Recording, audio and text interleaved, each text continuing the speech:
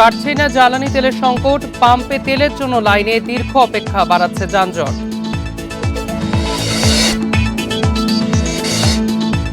রাজধানী গুলশানে সীসা বারে অভিযানে 5 কেজি সীসা 33 হুক্কা জব্দ, ম্যানেজার আনোয়ার আটক। মালয়েশিয়ায় নতুন দ্বিপাক্ষিক চুক্তিতে কর্মী পাঠানোর আহ্বান, পুরনো শর্তে ভোগান্তি অভিযোগ।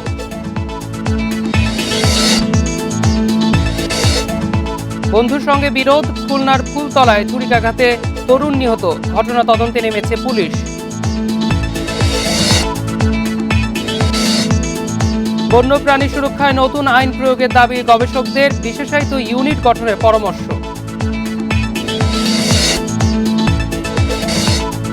চুক্তির খুবই কাছাকাছি যুক্তরাষ্ট্র, সমৃদ্ধকৃত ইউরেনিয়াম সহ সব শর্তে রাজি ইরান, দাবি ট্রাম্পের।